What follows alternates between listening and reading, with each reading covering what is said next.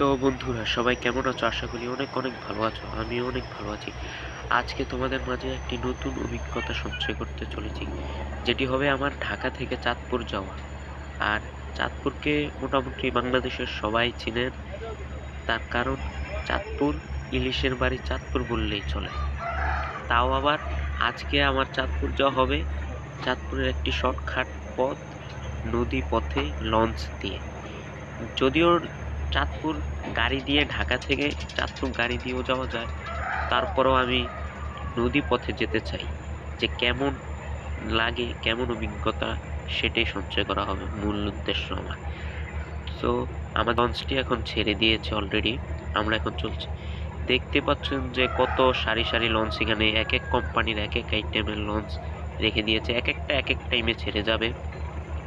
যদিও ঢাকা থেকে গাড়ি দিয়ে কম সময়ে আরো দ্রুত চাঁদপুর যাওয়া যাবে, তারপরও আমি লঞ্চ দিয়ে যেতে চাই আজকে। আরেকটি লঞ্চ ছেড়ে দিয়েছে দেখা যাচ্ছে আর কি। আমরা অলরেডি আমাদের লঞ্চটা ছেড়ে দিয়েছে, আমরা চলছি।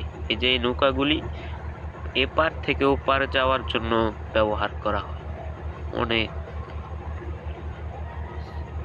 দেখতে পাচ্ছেন আমাদের লঞ্চটা অনেক দূরে চলে এসেছে ঘাট থেকে, অলরেডি ছেড়েও দিয়েছে। আমাদের লঞ্চটি 1:30-এ ছেড়েছে।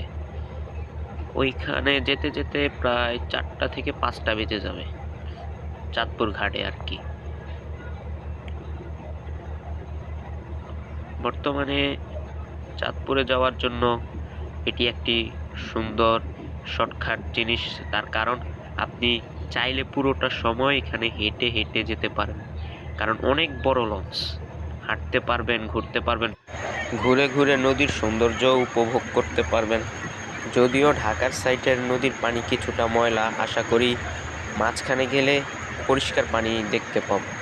অনেক অনেক বিশ্রী এবং অনেক দুর্গন্ধ ছড়াচ্ছে, তারপরেও আমার কাছে ভালো লাগছে, কারণ একটা নতুন অভিজ্ঞতা সঞ্চয় করতে পারবো। এই যে এটার লঞ্চের পিছনের সাইড দেখেন, পানি কিভাবে পাঙ্কায় কাটছে এবং কত সুন্দর দেখা যাচ্ছে পাঙ্কায় কাটার কারণে।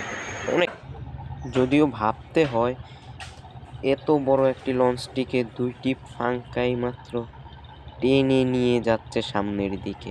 এই যে একটি ট্রলার, এটি বালুর ট্রলার, এখন বালু নেই, এটা খালি। চলছে তো চলছে আমাদের লঞ্চটি।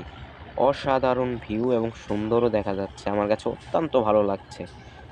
চারদিকের সৌন্দর্য, মাঝখান দিয়ে চলা নদীর পথে একটি বড় ঝার্নি, সব মিলিয়ে মোটামুটি অনেক ভালো লাগছে। একটি নতুন অভিজ্ঞতার সঞ্চয় করতে পারলাম, একটি নতুন কিছু জানতে পারলাম। বিশেষ করে এটির একটি নতুন গুণ আছে, সেটি হচ্ছে আমাদের জাতীয় মাছ ইলিশেরও বাসস্থান এখানেই, এই নদীতেই। যেটিকে বাংলাদেশের জাতীয় মাছ বলা হয়, সেটি এই নদীতেই বাস করে। এই নদী থেকেই তাকে তোলা হয়, তারপর আমরা খাই, আমরা পাই।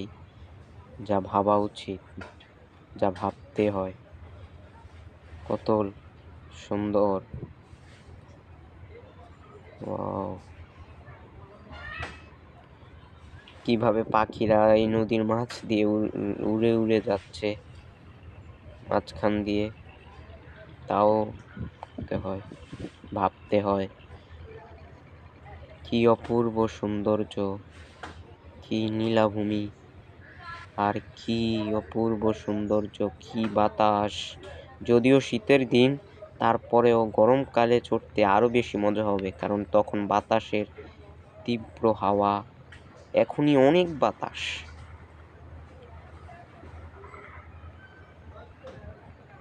Wow, very interesting.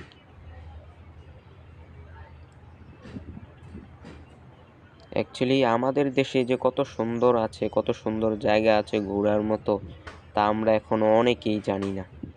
যা ঘুরতে ঘুরতে ঘুরতেই মনে চাইবে।